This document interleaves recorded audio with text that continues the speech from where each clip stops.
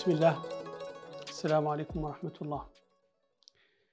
نستأنف إن شاء الله حلقاتنا عن أمراض الدم، وهذه الحلقة اليوم لا تعود عن لي ساندروم ميلو بروليفيراتيف، ولا نتكلم عنهم سو فورم دو جينيراليتي ولا زاد مقدمة. Les syndromes myéloprolifératifs, comme leur nom indique, ce sont des proliférations qui concernent la lignée myéloïde. وتعرفون la lignée myéloïde هي la lignée اللي ses progéniteurs يعطونا en définitive donc les quatre éléments اللي هما لي بولينيكلير باشكالهم كاملين، نوتروفيل ويوزينوفيل وبازوفيل، هما لي زيماسي ولي بلاكيت ولي مونوسيت. Donc un syndrome myéloprolifératif est une prolifération de la lignée myéloïde de ses composantes كاملات. Comme définition, les syndromes myéloprolifératifs sont des néoplasies. Ce sont donc des néoplasies qui portent sur la lignée myéloïde. Donc c'est une hémopathie maligne. Elle est caractérisée par son caractère chronique, contrairement aux hémopathies aiguës ou la leucémie aiguë par exemple. Donc c'est une hémopathie maligne chronique.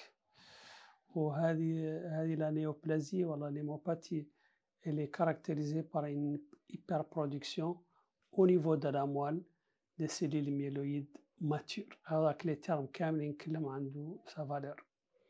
Donc une hyperproduction, donc d'où la néoplasie par la moelle. La production se fait au niveau de la moelle des cellules myéloïdes. Donc هذا جاي منها le nom هو myéloprolifératif. Donc ça concerne les cellules de la lignée myéloïde.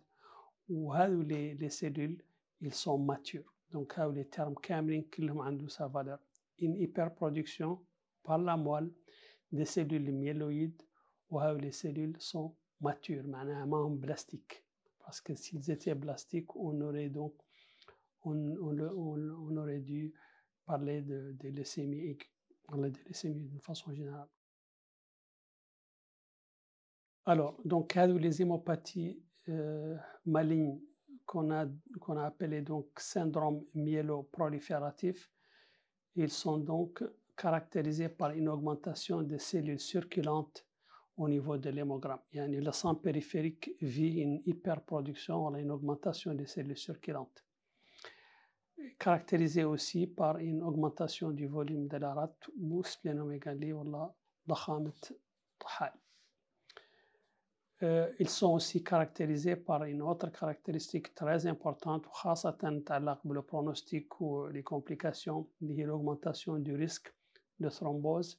وهذه les thromboses, ils peuvent toucher le secteur artériel ou veineux. Donc عندكم خضرات الشريانية ووريدية، وهذا هما الاختلاطات الأساسية واللي مسؤولين عن الإنذار.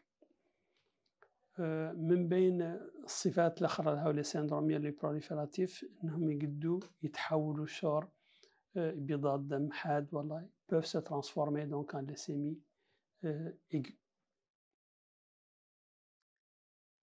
Donc après cette brève définition, on va parler un peu de la classification de ces syndromes. Et qui dit syndrome, on a plusieurs entités où ils sont habituellement au nombre de 4. Leur classification مبنية على deux critères. Le critère الأول classé en fonction de la lignée prédominante. Donc la prolifération تعود préférentiellement على une lignée. هذا واحد من les critères de classification. Le deuxième critère de classification هو la présence d'anomalies génétiques, voilà, des mutations اللي خلقوا فيه. Donc on classe donc les syndromes myéloprolifératifs en fonction de la lignée préférentiellement touchée, voilà, de l'anomalie génétique qui est associée à ce syndrome. Donc, si on commence par la classification en fonction de la lignée atteinte, on va donc dire que la leucémie myéloïde chronique, qui est la variété la plus fréquente d'ailleurs, la leucémie myéloïde chronique, elle atteint préférentiellement la lignée granuleuse neutrophile. معناها l'atteinte prédomine les polynucléaires neutrophiles. Elle est aussi caractérisée par une hyperleucocytose ou une myélémie. Une myélémie, معناها la présence d'éléments de la moelle au niveau du sang périphérique. La deuxième variété est la maladie de Vaquez, la polyglobulie primitive. L'atteinte la lignée اللي atteinte هنا c'est la lignée érythroblastique. Donc l'atteinte préférentielle ici c'est la lignée érythroblastique. Et donc on aura par conséquent une augmentation de l'hémoglobine ou une augmentation des globules rouges et de l'hématocrite. وهذا هو اللي يعبر عنه بالنوم اللي هو la polyglobulie يقولهم la maladie de Vaquez. La troisième variété, toujours dans ce cadre de classification, c'est la thrombocytémie essentielle. Ou dans ce cas, l'atteinte préférentielle concerne la lignée mégakaryocytaire, les cellules qui vont en définitive produire les plaquettes. Donc, la thrombocytémie essentielle, c'est une atteinte préférentielle de la lignée mégakaryocytaire et donc la résultante, c'est une augmentation de la production des plaquettes, la thrombocytose. La quatrième variété de le syndrome myéloprolifératif est la myélofibrose primitive. قديما كانوا يسموها la splénomégalie myéloïde. قال ذاك التسمية ذاك المعتمدة هي la myélofibrose primitive. وهذه la myélofibrose caractérisée par une fibrose médulaire.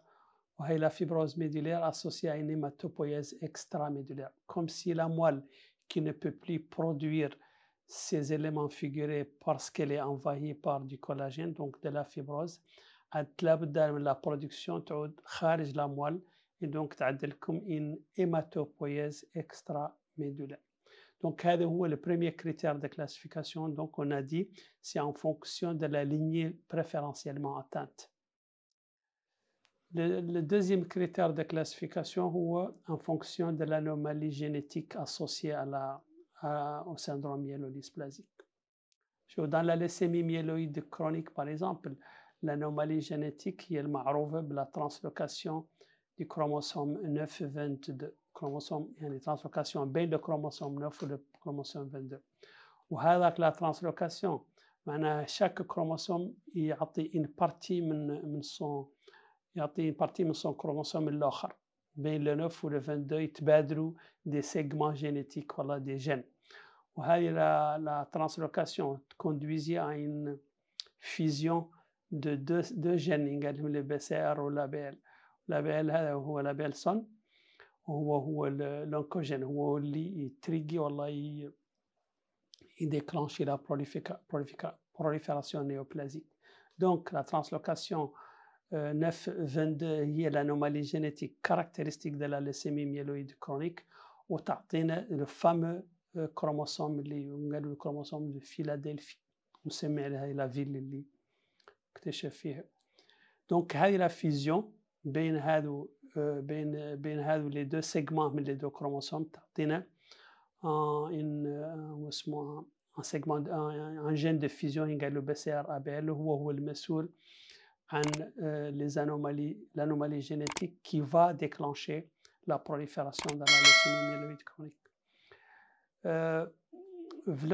le syndrome myéloprolifératif الآخرين اللي ما هم لا LMC هم on les classe en fonction des anomalies génétiques بصفتين نقولوا la LMC اللي هي la leucémie myéloïde chronique معها la translocation 9-22 والأخرات اللي ما هم LMC les non LMC.